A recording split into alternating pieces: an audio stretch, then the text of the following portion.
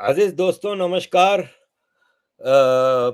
अजीज दोस्तों, अभी खबर आई थी कि यूपी में योगी जी महाराज ने हलाल सर्टिफिकेशन पे बैन लगा दिया। ये एक ऐसा काम है जो मुमकिन नजर नहीं आता था, लेकिन जो नामुमकिन को नामुमकिन को मुमकिन बना दे वो योगी जी महाराज हैं।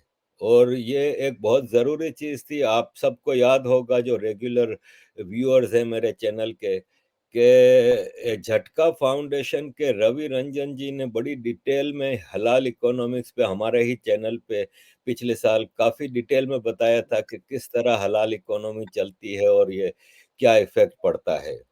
और दूसरा इश्यू खालिस्तानी टेररिस्टों का है, जिन्होंने अभी पनून ने बताया था कि 19 नवंबर को फाइनल वाले दिन कोई एयर इंडिया से सफ़र ना करे। तो उस सिलसिले में भी रवि जी ने 19 नवंबर को एक तहलका मचाया था। तो इसीलिए आज रवि रंजन जी को जहमत दी है। रवि जी, सत श्री अकाल, नमस्कार and thank you for joining. जी जी, राम राम, सत श्री अकाल, जय जिनेन्द्र। कैसे हैं आप? जी सब बढ़िया, सब बढ़िया and thank you very much. आपकी अनथक मेहनत और कोशिशें हैं जो रंग ला रही हैं। एक सच्चे भारतीय की हैसियत से आप जो इस देश की खिदमत कर रहे हैं, वो आम आदमी की समझ में नहीं आती, लेकिन खास तौर पे आपका ये जो हलाल सर्टिफिकेशन वाला मामला है, मैं तो इसका गवाह हूँ। कई सालों से आप इस पे लगे हुए हैं। अब यूपी में इसका रिजल्ट नजर आया। जरा बताइएगा हमें कि क्या एक्चुअली योगी जी ने किया है और क्यों किया है। देखिए, कई साल से इस पे लगे हुए हैं। और जब मैं कोई 2007 में मैंने पहली पिटीशन डाली थी पार्लियामेंट की कमेटी में, पिटीशन कमेटी में, कि हमारे पार्लियामेंट में जो लोकतंत्र का मंदिर है उसमें केवल और केवल हलाल क्यों सर्व किया जाता है। तो कई साल लगे और वो 2000 में जाके उस पर कुछ फैसला हुआ। जब से ये सरकार आई है कुछ ना कुछ धीरे धीरे हो रहा था, मगर ये हलाल को बड़ा झटका लगा। तो ये जो हलाल को झटका लगा, ये बहुत जरूरी था। जैसे इससे पहले एक भारत में संस्था है APEDA, export promotion agriculture produce export development authority. तो उसने एक भारत के कॉन्स्टिट्यूशन के ओवर एंड अबव एक वो लगा रखा था, अपना ही रूल बना रखा था।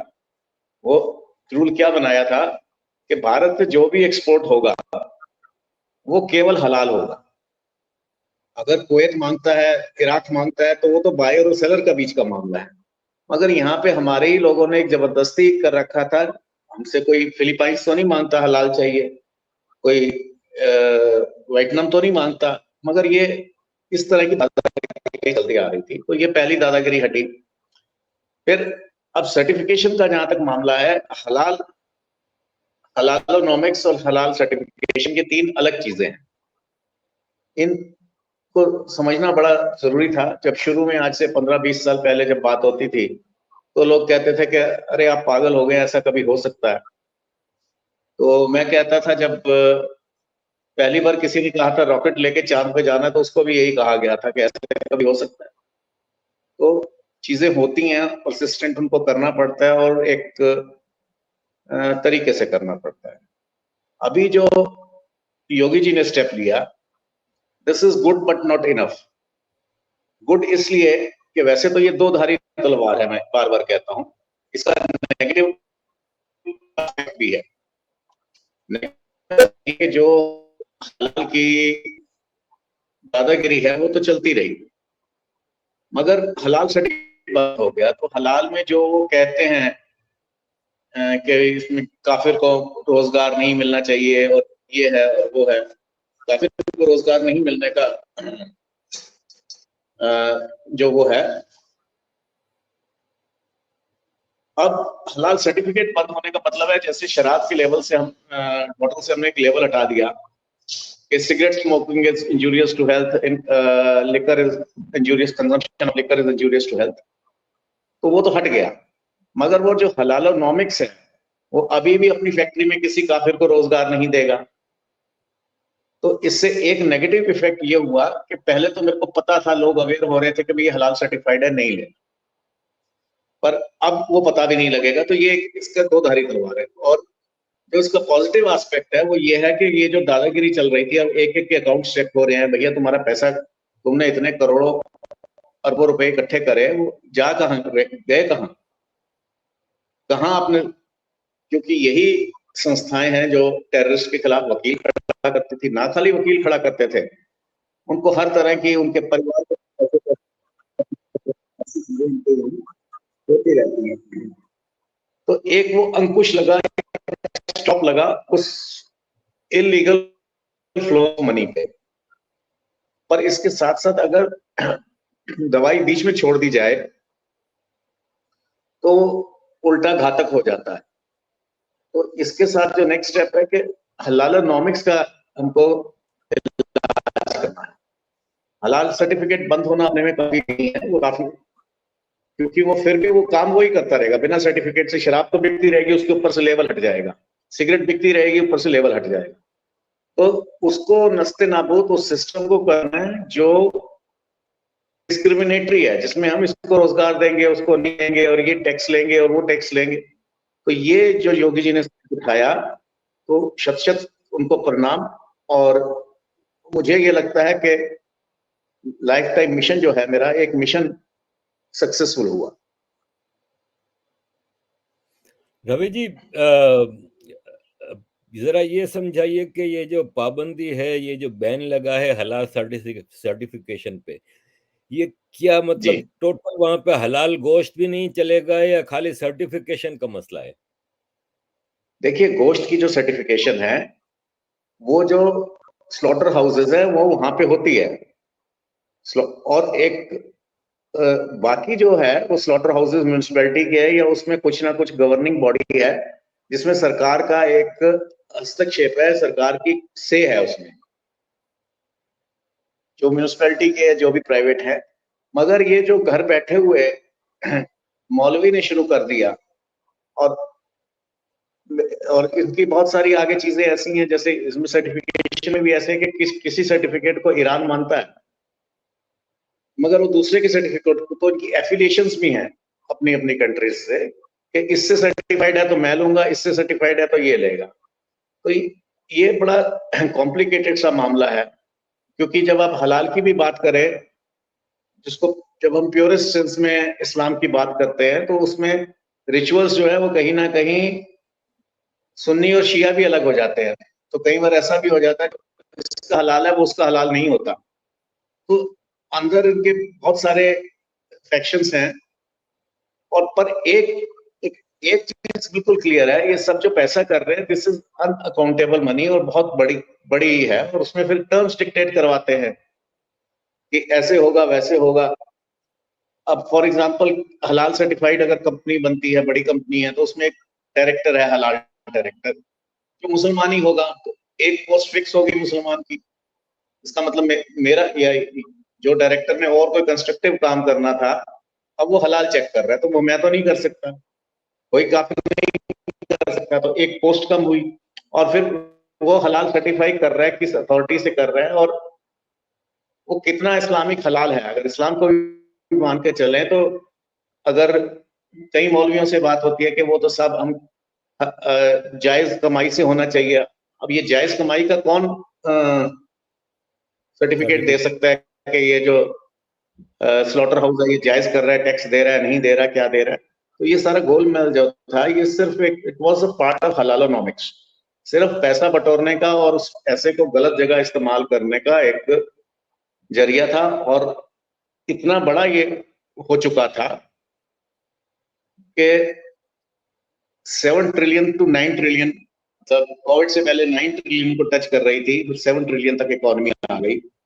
और इतनी बड़ी पैरेलल इकोनॉमी वर्ल्ड की, जो एक बहुत सारे देशों के टोटल एसेट से ज्यादा है, ये तो साल की इकोनॉमी है। और उसमें एक, जब हम स्टेटिस्टिक्स अलग अलग तरह से देखते हैं, तो एक जगह ये है कि जो buying capacity of the Muslims है, वो 12 से 15% है वर्ल्ड वाइड। तो इसका मतलब 85% या 87%, 85% जो है पैसा वो काफिर के यहां से जा रहा है, और वो केवल इस्लाम के लिए यूज हो रहा है। उसमें चाहे वो कुछ भी करे, चाहे वो गलत काम ना भी करे, मगर अगर वो प्रचार के लिए भी, अपने मदरसे के लिए भी कर रहा है, तो मेरा पैसा क्यों इस्तेमाल? सो दीज, शुरू से एक चीज मैं कहता हूं, these are economic black holes. इसमें पैसा आ तो जाएगा काफिर का, मगर यहां से वापस काफिर के पास कभी नहीं जाएगा। तो ये ब्लैक होल्स जो हैं, ये एक एक करके इकोनॉमीज निकलते गए, एक एक करके बिजनेस निकलते गए, और अगर इस स्टेज पर ये नहीं होता तो शायद फिर ये संभलना नहीं था। Very timely, good, but still I will say not enough. पर इतना भी जो हुआ है बहुत अच्छा हुआ है, और ये कोई योगी कर सकता है, कोई भोगी नहीं कर सकता। आप पता नहीं भोगी का समझते हैं कि नहीं? जी जी जी जी। जिसने हर चीज को यूज और मिसयूज करना। हाँ, तो ये योगी कर सकता है, भोगी नहीं कर सकता, और इसलिए योगी जी का शत शत प्रणाम। अब रवि जी, आगे क्या होता है देखिए, क्योंकि वो सुप्रीम कोर्ट की तैयारी है। रवि जी, कल सुप्रीम कोर्ट में, जी जी बताइए। जी जी, क्योंकि अभी ये तो सरकार ने अपना काम किया, कोर्ट्स में ये मसले जाएंगे और इतनी जल्दी सॉल्व नहीं होंगे। बहुत घसीटेगा मामला, बहुत खींचा जाएगा ये मामला, पर फिर भी अंकुश लग गया है। अब आगे क्या होता है ये भगवान जाने, ऊपर वाला जाने, वो लॉर्ड, ऊपर वाला लॉर्ड जाने या नीचे वाले माई लॉर्ड जानते हैं आगे क्या हो। अच्छा रवि जी, सवाल यहाँ पे ये है कि बेसिकली इन जो हलाल बैन लगा है, इसका मतलब ये हुआ कि अब हलाल फूड ही नहीं मिलेगी कि खाली सर्टिफिकेशन बैन हुई है? ये ट्रिक यही पे है कि उसके सर्टिफिकेशन बैन हुई है। अच्छा, फूड यानी तो हलाल अभी ऐसा मिलेगा। हमारे पास कुछ ऐसा वो नहीं हुआ। हाँ, हलाल, देखिए हलाल तो वो कर ही रहा है।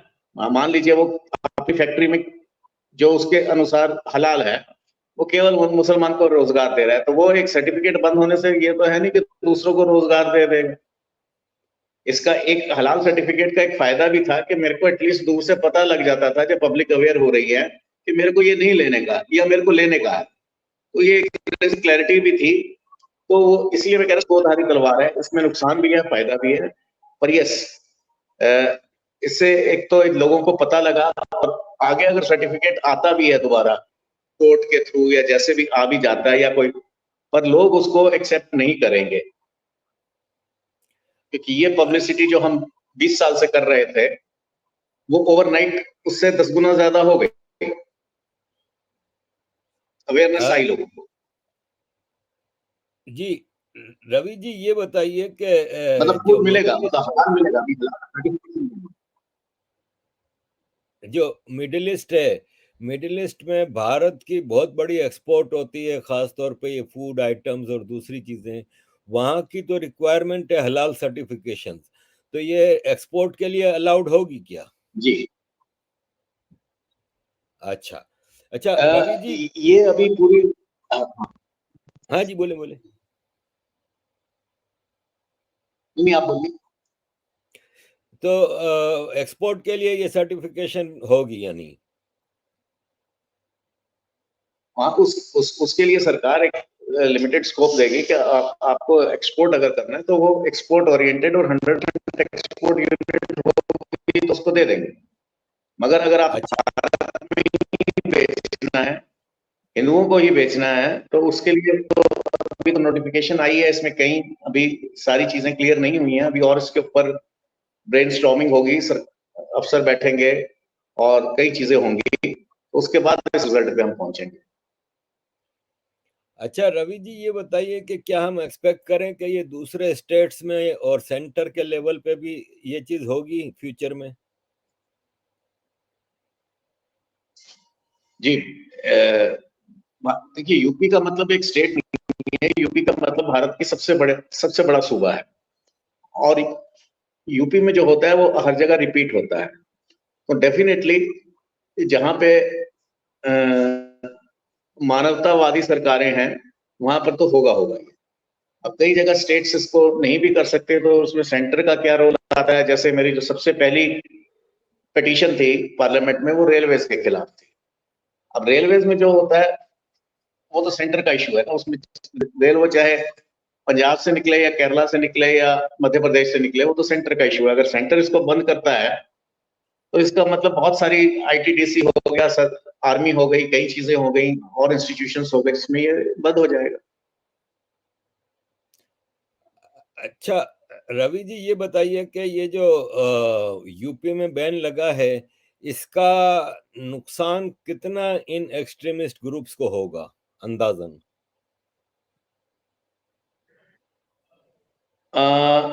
जैसे नोटबंदी हुई थी, तो उसमें नोटबंदी का बहुत लोग शोर मचाते हैं कि हम बड़ी तकलीफ हुई, मुझे भी बहुत तकलीफ हुई, ऐसी बात नहीं, सुबह जाके बैंक की लाइन में लगना, ये करना, मगर कई बार ऑपरेशन के साथ दर्द भी होता है। तो ये जो है वो एक पहली रीढ़ की हड्डी टूटी थी, ये दोबारा रीढ़ की हड्डी टूटी है, क्योंकि इतना बड़ा इकोनॉमी थी और अंडरवर्ल्ड इकोनॉमी थी। इकोनॉमी में कोई प्रॉब्लम नहीं है, अगर फेयर तरीके से बात होती है, फेयर ट्रेड होता है, तो उसमें कौन कमाता है इससे कोई फर्क नहीं पड़ता, वो हिंदू है, मुसलमान है, कौन नहीं। मगर जब उसको रिलीजन के नाम पे अनफेयर और एक इम्पोज और फोर्स सिस्टम करा जाता है, और वो इतनी बड़ी इकोनॉमी हो गई कि दूसरों को उससे बाहर कर दिया गया, और वो पैसा इधर जा रहा था, तो ये कम से कम नहीं तो इनका 50 से 60% जो पैसा जा रहा था वो इन माध्यम से आ रहा था। तो वकील खड़े करे जाते थे टेररिस्ट के हक में, और 50 तरह की होती थी, मदरसों में क्या क्या ट्रेनिंग दी जाती थी, कहां से वो पैसा आता था, उसकी कोई अकाउंटेबिलिटी ही नहीं थी। तो अब एक तरह से वो सप्लाई लाइन चेक हो गई या चोक हो गई। अच्छा, रवि जी, दूसरे टॉपिक की तरफ आते हैं। पनून जो कि खालिस्तानी टेररिस्ट है, अमेरिकन नेशनल, उसने धमकी दी थी कि 19 नवंबर को कोई भी सिख है वो एयर इंडिया में सफर ना करे, क्योंकि हम उनकी जान नहीं लेना चाह रहे, वगैरह वगैरह। और कल 20 नवंबर को अखबारों में बड़ा डिटेल में आया था कि आपने कुछ इस पे मुंह तोड़ जवाब दिया है, तो जरा बताएंगे डिटेल में कि कल 19 नवंबर को आपने क्या किया था? जी, पहले तो ये है कि उस दिन भी जो हमने बोला था कि पहले तो इसको सिक्खी की ट्यूशन लेनी चाहिए कि सिक्खी है क्या चीज। सिक्खी में जो हम सबसे पहले है, मानस की जात एक पहचान, मानस की जात एक है। तो जब हम मानस की जात एक है, तो आप छोटे छोटे बच्चों को मारेंगे, कोई हॉस्पिटल कोई इलाज कराने जा रहा है उस वो बॉम्ब उड़ाएंगे। कनिष्क आपने उड़ा दिया, बहुत अच्छा काम किया, आज तक हमारा सिर झुका हुआ है उस शर्मिंदगी से। अब कहने का मतलब यह है, जब इन्होंने 19 की कॉल दी, हमें ये बिल्कुल पता है कि कुछ नहीं कर सकता, पर बार बार करने से रिसोर्सेज पे, सिक्योरिटी अपरेटस पे जोर पड़ता है, रिसोर्सेज पे जोर पड़ता है। वो 50,000 अगर या 7,000 इकट्ठे रॉकेट छोड़ देंगे तो कोई भी सिस्टम होगा वो कोलैप्स करेगा। तो इस तरह की धमकी देने से, और अगर सरकार इसको हल्के में लेती है, तो वो फिर शेर आया वाली बात हो जाए, कोई और कर जाए तब भी हमारा नाम लगेगा। तो इसलिए 19 तारीख को मैंने उससे पहले सोशल मीडिया में डाल दिया था, और बहुत लोगों के थ्रू, उनके मीडिया के थ्रू कहा था कि ये पन्नू के पास ये बात पहुंचाई जाए कि मैं 19 को इंदिरा गांधी एयरपोर्ट से के अमृतसर साहब जा रहा हूँ, गुरु की नगरी जा रहा हूँ, और वहां दर्शन करूंगा गुरुद्वारों के, धार्मिक स्थानों के, प्रेस कॉन्फ्रेंस करूंगा, और ये मेरी टिकट नंबर है, ये मेरी फ्लाइट है, इसमें मैं जा रहा हूँ, और अगले दिन 20 तारीख को मैं आ रहा हूँ, और ये मेरे आने की टिकट है। आपने you do your best mister Pannu, आप जो कर सकते हैं वो करिए, हमको ना तो आपकी किसी धमकी में आना है, और ना हम आपको सिख मानते हैं, क्योंकि आप सिख हो ही नहीं। तो ये ऐसे है जैसे कई बार होता है कि कोई यूनिफॉर्म चोरी करके या सिलवा के पुलिस की कहीं पे जाके कोई आतंकवादी काम करता है तो बदनाम पुलिस होती है। पुलिस को पता भी नहीं बेचारी को, या मिलिट्री को पता भी नहीं कि कौन था और कौन नहीं था। तो ये इस तरह की, क्योंकि ये सिख तो है नहीं मगर सिखों के नाम पे करता है, पर यहाँ पे इसने तो वर्दी भी पूरी नहीं पहनी। तो मेरे सिंह साहबान से, जो हमारे आगू हैं, धार्मिक लीडर्स हैं, उनसे ये अपील थी कि इस चीज को जनता को क्लियर करें कि क्या ये रहत मर्यादा में, क्या ये सिक्खी में पूरा उतरता है कि किसी डेफिनेशन से सिख है कि नहीं है। क्योंकि जो ये सबको पता है, सिखों के बच्चे बच्चे को पता है, आपको भी पता है कि हमको केस कत्ल नहीं करने, हमको तो जब केस केस इसके पास नहीं है, पगड़ी ये नहीं बांधता, ना तो ये रूप से स्वरूप से सिख है और ना विचार से सिख है, मगर इसकी वजह से वो नकली पुलिस वाली बात है कि बदनाम पुलिस होती है, बदनाम सिख हो रहे हैं। और इसको इसलिए मैंने ये सोचा कि इसको अपोज करना बहुत जरूरी है, ताकि एक मैसेज जाए कि वो एक नकली सिख है। और अपने धार्मिक लीडरों से भी अपील करी है कि ये क्लैरिफाई करें कि ये सिख है कि नहीं है, डेफिनेशन में है कि नहीं है ये। तो जब आप सिख ही नहीं है तो सिखों के बिहाफ पे और खालिस्तान, लेकिन खालिस्तान एक अलग मुद्दा है, वो एक पॉलिटिकल डिमांड है जिससे मैं एग्री नहीं करता, तो हो सकता है कोई और करता हो। वो फिर किसी हद तक वो डिबेटेबल है, हालांकि सिडिशन में आता है, पर फिर भी उसमें कोई बातचीत हो सकती है, भाई क्यों चाहते हो, कोई हल निकल सकता है। वो एक फिर अलग बात है, एक्सेप्टेबल मुझे एक्सेप्टेबल नहीं है, मेरे लिए भारत में ही मेरे को रहना है। पर छोटे छोटे बच्चे मार दूंगा, मतलब जिसका कोई लेना नहीं कोई देना नहीं, ना वो सरकार है ना वो वहां पे। जब आप एयर इंडिया में ट्रेवल करते हैं तो आप सिख नहीं होते या मुसलमान नहीं होते या कोई नहीं होते, आप एक पैसेंजर है, टिकट ली और ट्रेवल करा। तो ये तो है नहीं कि सिखों को अलग टिकट मिलेगी और आपको महंगी मिलेगी, मेरे को सस्ती मिलेगी, ऐसे उल्टा होगा, ऐसा तो कुछ नहीं है। तो ये पैसेंजर्स को बांटना, अभी मैं जैसे गया या कुछ दिन पहले हैदराबाद गया था, तो हर जगह बड़ी इज्जत मिलती है कि सरदार साहब आप पहले आइए। ये ठीक है कि कई जगह डिस्क्रिमिनेशन भी होती है,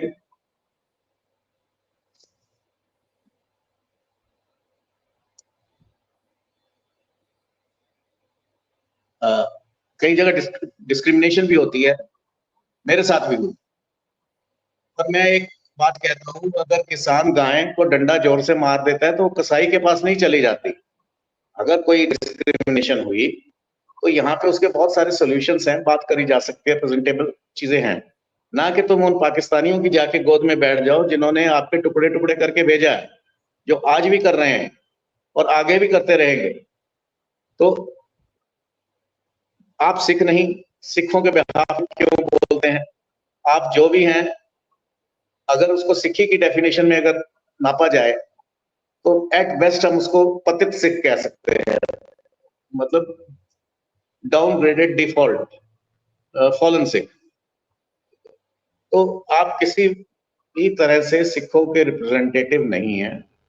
ये हर सिख जानता है कि वो सिख नहीं है, सिखी की डेफिनेशन में नहीं है। पर ये दूसरों को जानना भी जरूरी है कि जो सिखों का बता रहा है और जिसकी वजह से सिख बदनाम हो रहे हैं, आज ऐसा ना हो कि आपकी इस कॉल की वजह से कोई भी सिख हो, चाहे वो 1-2% जो खालिस्तानी है वो भी हो, उनको हर एयरपोर्ट पे नंगा करके पाकिस्तानियों की तरफ ट्रीट करा जाए। क्या ये चाहते हैं ये साहब? आज आपको पता है पाकिस्तानी का क्या हाल होता है, किसी एयरपोर्ट पे आप पाकिस्तान का अगर पासपोर्ट है तो उसके साथ क्या ट्रीटमेंट किया जाता है, जानवर से बुरा ट्रीटमेंट होता है। और इसका रिस्पॉन्सिबल और कोई नहीं है, हम उनको रिस्पॉन्सिबल नहीं ठहरा सकते। इसके रिस्पॉन्सिबल ये पंजाबी आर्मी है इसके रिस्पॉन्सिबल। तो इसी तरह से ये मैं नहीं चाहता कि सिखों का भी वही हाल हो जो पाकिस्तानियों का हो रहा है, जो आपने भाई बनाए हुए हैं अपने, और क्या हो रहा है वहां पे। ये जो भाई बनाए हुए हैं वो अपनी बहन के तो भाई हुए नहीं, आपके भाई हो गए। वहां पे घरों में रोज हम न्यूज पढ़ रहे हैं क्या हो रहा है, जहाँ पे कब्रों से निकाल के रेप किए जा रहे हैं, वो आपके भाई हो गए। और जिनके साथ हमारी रिश्तेदारियां हैं, जिनके साथ हमारा रोज का उठना बैठना है, ठीक है, बहुत गलत हुआ। तो ये अगर सिखों के साथ गलत हो रहा है, तो ये इधर उधर की बातें करने के बजाय, बहुत इनके पास पैसा है, पन्नू जी के पास, ये पैसा लगाएं सिखों की एजुकेशन में, सेहत पे, उनकी सोशल प्रॉब्लम्स में। नशा बहुत आ गया, उस नशे को हटाने के लिए डॉक्टर्स लाए जाए, तो खालसे का भला होगा। पंजाब जो नंबर 1 स्टेट थी, वो कहाँ चली गई? क्योंकि इस आतंकवाद के दौर में, उस डर में, डॉक्टर्स भाग गए गांव छोड़ के, मास्टर भाग गए। जब मास्टर भाग गया, डॉक्टर भाग गया, तो उस स्टेट का फ्यूचर क्या होगा? अब बहुत मुश्किल से, कोई भी पॉलिटिक्स की बात नहीं कर रहा हूँ, पॉलिटिकल पार्टी कोई भी आएगी, अब बहुत मुश्किल से गाड़ी पटरी पे आई है। तो इस तरह की स्टेटमेंट्स देके और ये करके आप क्यों पूरे सिखों को प्रॉब्लम में डालना चाहते हो, और क्यों दूसरे किसी की जान लेना चाहते हो? एक मैसेज ये था कि जिसे आप हिंदू कहते हैं, और या आप जिसे जो कुछ भी संबोधन उसे करते हैं, जैसे भी तरह से, ये जो हिंदू है, ये जो मोना है, ये मेरा भाई है। वील सिंग और स्विम टुगेदर। अगर बॉम्ब मारना है तो वो पहले मेरे ऊपर आएगा।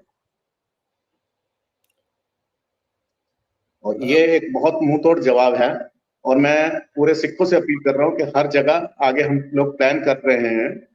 जैसे पीछे हमने इजराइल के हक में मोर्चे निकाले, वैसे ही हम ये इसको जगह जगह हम हर स्टेट में कंडेम करेंगे, जाके डीसी को मिलेंगे और कहेंगे कि ये हमारे बीच में से नहीं है, और आप इसको कंसिडर ना करें और उसके खिलाफ एफआईआर करी जाए। तो क्योंकि ये हमारी जान को खतरे में डाल रहा है, हमारी इज्जत को खतरे में डाल रहा है, और मानवता को खतरे में डाल रहा है।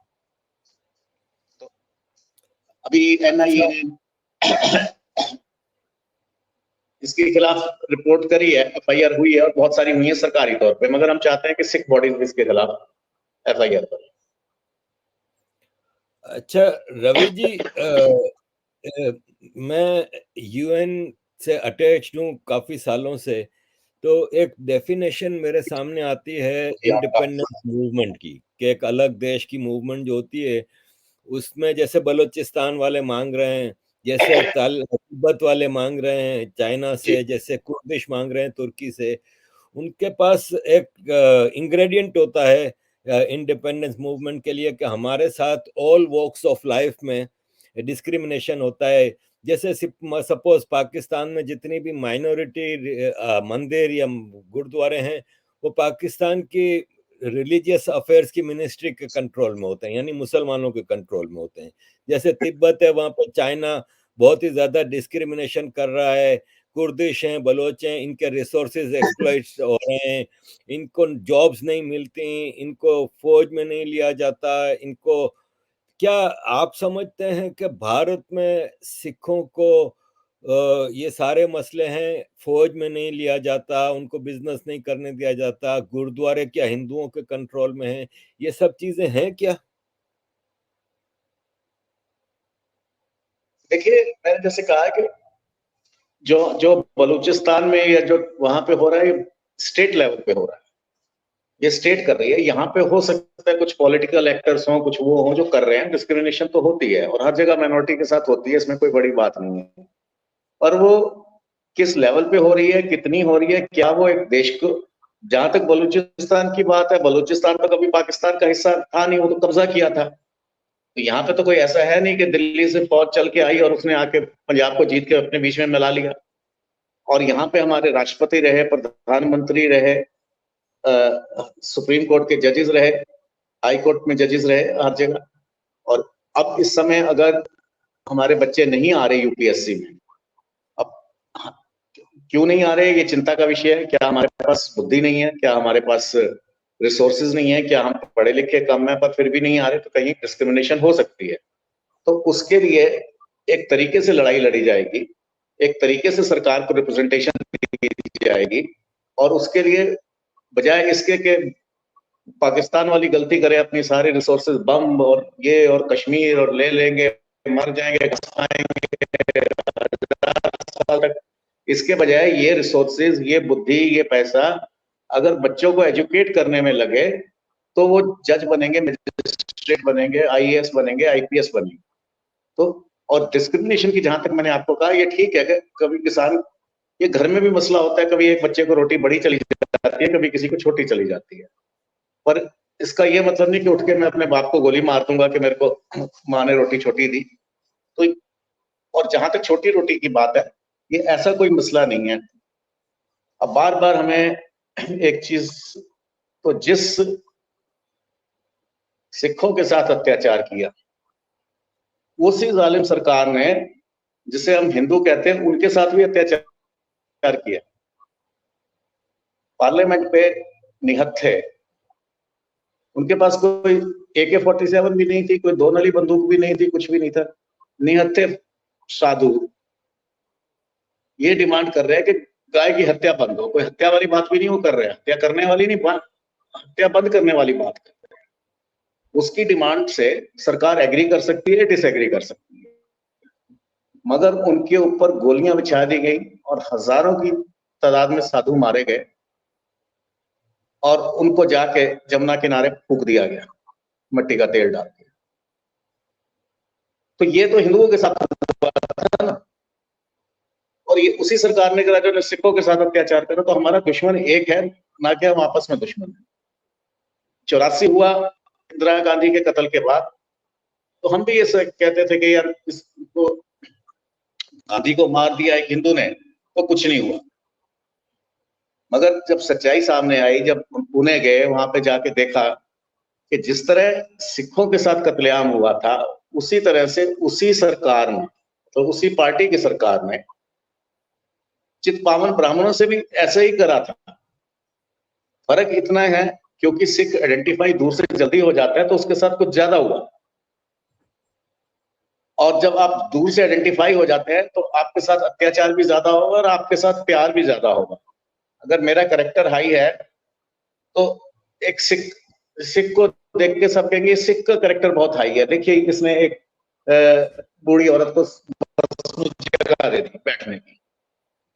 और अगर मेरा कैरेक्टर लूज है तो मैं, क्योंकि माइनॉरिटी हूं और ज्यादा विजिबल हूं, तो वो पूरे उसके ऊपर बात आएगी। तो हमको अपना कैरेक्टर सुधारना है, और इस तरह की बातें करके कि मैं बम मार दूंगा, मैं इसको उड़ा दूंगा, मैं उसको उड़ा दूंगा, क्यों तुम कौम को बर्बाद करने पे लगे हुए? और तुम इतने बड़े कब से हो गए कि तुम एक जहाज उड़ा सको? तो मैं उस दिन प्रेस कॉन्फ्रेंस में भी मैंने एक कहा था, सोशल मीडिया भी कहा था, पन्नू साहब एक तो सुबह उठ के दही खाया था खाली पेट, और एक जेम्स बॉन्ड की फिल्में मत देखा, क्योंकि सुबह खाली पेट दही खाने से दिमाग की हालत ठीक रहती है, दिमाग ठंडा रहता है। तो ये जो अलूल जलूल जो बातें हैं, ये बंद होनी चाहिए, और इसकी वजह से हमारे को जो फेस करना पड़ रहा है, ये नहीं कि खाली हमको इंडिया में डिस्क्रिमिनेशन है, इंडिया में फेस करना पड़ रहा है, आपको हर एयरपोर्ट पे रोका जाएगा। अभी जब मेटल डिटेक्टर से चेक होती है तो यहाँ पे CISF वालों को क्लियर इंस्ट्रक्शन है कि मेटल डिटेक्टर ऊपर से जाना चाहिए, सिख की पगड़ी को टच नहीं होना चाहिए। तो इस कदर से हमारी चेकिंग होती है। तो क्या ये चाहते हैं कि पगड़ी उतार के चेकिंग हो? आप तो खुद अच्छा तो पहनता नहीं हो, खुद उतारी भी रखता। तो ये चाहे पन्नू हो या उसकी कंपनी का कोई भी आदमी हो, इनको कोई अधिकार नहीं है किसी तरह से हमारे, he is not one of us, हमारे यहाँ पे इसको कुछ अधिकार नहीं है। और जो इसको कोई मान रहा है तो मैं उनको भी कहूंगा कि इसको ना माने, और इनकी वजह से हमारे को कोई दोष ना दे। और सब सिखों को चाहिए कि इसको हर जगह पे अपोज करें, ना खाली इसको कंडेम करें, इसको बाइकआउट करें। अच्छा रवि जी, इस वक्त आप अलवर अलवर में बैठे हैं, और हमारे एक मित्र हैं जे जी आहूजा, और जे आहूजा जी आज जी जी। इलेक्शन में है इसलिए नहीं, बल्कि मैंने खुद जयपुर जाके उनका काम देखा है। वो हिंदू जो माइग्रेट करके पाकिस्तान से अपनी जान इज्जत बेटियां बचा के आ रहे हैं, उनके लिए बहुत बड़ा कार्य कर रहे हैं। और उनका ये नहीं है कि वो पॉलिटिक्स के लिए ये कर रहे हैं, ये बहुत ही जबरदस्त काम कर रहे हैं और दिन रात इसमें लगे रहते हैं। अपना कारोबार तबाह कर दिया, अपना सब कुछ टाइम देते हैं, फैमिली को छोड़ के इन चीजों पे लगे रहते हैं। आज वो अलवर से बीजेपी के कैंडिडेट भी हैं। तो आप क्या देखते हैं वहां पे ग्राउंड रियलिटी क्या है? देखिए, अ, जय आहूजा जी मेरे भाई हैं, और बहुत सारे के खिलाफ षड्यंत्र करे जाते हैं, क्योंकि अच्छे आदमी के खिलाफ हमेशा षड्यंत्र होते ही हैं। ये महाभारत में भी होता रहा, ये हर जगह होता है। अभी मैं पोजीशन इनकी विनिंग पोजीशन देख रहा हूँ, और अलवर आके एक पत्रकार की नजर से जो मैं देख रहा हूँ, और आज की जो स्थिति मुझे लग रही है, उसमें मुझे तो क्लियर विक्ट्री नजर आ रही है। कुछ सिख भाई नाराज थे किसी कारण से, किसी ने कोई स्टेटमेंट दे दी थी, उसने माफी भी मांग ली, उसको पार्टी से भी निकाल दिया गया। तो इस वजह से जो नाराजगी है, वो किसी और कारण से आप बीजेपी को ना दें तो ना दें, उसमें हम कोई पॉलिटिकल किसी का वो नहीं, मगर ये बात को अब एक किसी छोटे लेवल के अफसर ने, नेता ने ये बात कही, उस पर उसने माफी भी मांगी, और उसको पार्टी से भी निकाल दिया गया। पर दूसरी तरफ जो पार्टी जिसको फायदा हो रहा है हमारे एक सिख भाई के खड़े होने से, ये वो है जिसका शीर्ष नेता ये कहता है कि जब कोई बड़ा पेड़ हिलता है तो धरती तो हिलती ही है, और उसके बाद कितने छोटे छोटे पौधे कटे, जो अभी जिन पे पत्ते भी नहीं आए थे वो पौधे भी कटे, छोटे छोटे बच्चे मारे। तो क्या, और उसको पार्टी से कौन निकालेगा? वो तो पार्टी का माई बाप था, वो तो विरासत की पार्टी है उनकी। तो उसको सपोर्ट करके क्या आप फिर यही चाहते हैं जो पहले हुआ वो हो? जो उस आदमी ने करा, भारतीय जनता पार्टी वाले ने बहुत बुरा करा। उसने माफी मांग ली, चलो माफ करो या ना करो, मगर फिर मैं यही कहूंगा, अगर किसान ने गाय को डंडा जोर से मार दिया तो कसाई के पास नहीं जाने के, ये चीज समझनी चाहिए आपस में। अगर उसने करा, माफी मांगी, उसको हम सजा भी दे सकते हैं, वो सजा देने को तैयार भी है। पर ये, वो तो छोटा सा एक आदमी है, पर जिसका नेता ही ये कहता है, और जिसको ये नहीं पता जब धरती हिलती है तो फिर कितने पेड़ गिरते हैं। उस आदमी को आधी बात पता थी, जब बड़ा पेड़ गिरता है तो धरती हिलती है, मगर जब धरती हिलती है तो फिर बहुत से पेड़ गिरते हैं। तो इस तरह की गिरने गिराने की, कटने कटाने की बातें करने में कुछ नहीं रखा, मानवता की बात करिए। तो जय आहूजा की स्ट्रांग पोजीशन मुझे लग रही है, और मैं यही चाहूंगा कि एक मित्र होने के नाते मैं ये चाहूंगा, क्योंकि उसने बहुत, जितने वहां से हिंदू आए या नमूने आए, उनकी बहुत मदद करी, जितने वहां से केसाधारी आए यानी सिख आए, उनकी भी उतनी ही मदद करी। तो इसलिए मैं ये चाहूंगा कि वो आदमी जो है वो जीते। रवि जी, बहुत बहुत धन्यवाद। आपने काफ़ी चीज़ों पे हमारे जहन को क्लियर किया। हमारे दर्शकों को जो जहनों में सवाल थे हलाल सर्टिफिकेशन के हवाले से, पनून टेररिस्ट के हवाले से और दीगर चीज़ों में, मैं जहाँ जे आहूजा जी के काम को कदर करता हूँ, वैसे ही मैंने आपका काम एक बेलौस काम देखा है। आप भारत और भारतीयों के बेहतर फ्यूचर के लिए दिन रात लगे रहते हैं। You are such an honest person. और जो सिखों के गुरुओं ने डेफिनेशन दी है ना, उस पे आप कम से कम पूरा उतरते हैं। रवि जी, मैंने वीज़ा अप्लाई कर रहा हूँ इंडिया का, और अगर वीज़ा लग गया तो मैं जनवरी में शायद इंडिया आऊँगा। क्या मुमकिन है कि मैं अमृतसर साहब, दरबार साहब जा सकूं? जी बिल्कुल, आपको दरबार साहब लेके जाएंगे और दर्शन कराएंगे। वहां पे 1 दिन 2 दिन आप रहिएगा। दरबार साहब के अलावा भी बहुत से वहां पे ऐतिहासिक गुरुद्वारे हैं, मंदिर हैं। वाल्मीकि जी का मंदिर है, रामायण से जुड़े हुए मंदिर हैं, वही कोई 15-20 मील के अंदर अंदर बहुत कुछ है। दरबार साहब का जो हम मैं देखते ये हैं मेरा सौभाग्य होगा कि मैं दरबार साहब का जो हम देखते हैं वीडियोस में, फोटोज में, मैंने बड़े बड़े सेलिब्रिटीज को, उनके चेहरे पे एक बड़ा तकद्दुस होता है, एक पीस होता है, एक बिल्कुल शांति होती है जब वो दरबार साहब में जाते हैं। तो मेरा भी बड़ा दिल करता है कि इतने पवित्र स्थान पे मैं भी हाजिरी दूं। जैसे आपने मुझे रकाबगंज गुरुद्वारा साहब का वो कराया था, तो वो मेरे लिए एक बड़ा ही मतलब सौभाग्य की बात थी कि मैं वहां पे गया और लंगर भी खाया और दर्शन भी किए। तो मैं ज़रूर को चाहूँगा कि मैं दरबार साहब की तरफ भी जा सकूँ। मेरे लिए ये सौभाग्य की बात होगी कि मैं आपकी सेवा कर सकूं और आपको दरबार साहब के और आसपास गुरुद्वारों के, मंदिरों के और जलियांवाला बाग के भी दर्शन, क्योंकि जलियांवाला बाग भी एक ऐसी मिट्टी है जिसको जिसको जरूर चूमना चाहिए।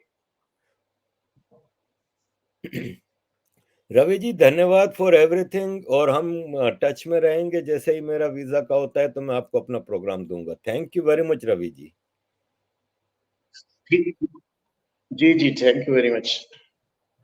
अजीज दोस्तों, आपने देखा हलाल सर्टिफिकेशन के हवाले से, खालिस्तान मूवमेंट के हवाले से और अलवर के इलेक्शन के हवाले से रवि जी ने बड़ी खुल के बात की, और आई होप कि आपके जहनों में जो चीज़ें हैं वो काफ़ी हद तक क्लियर हुई होंगी। थैंक यू वेरी मच अजीज दोस्तों फॉर ऑल योर सपोर्ट।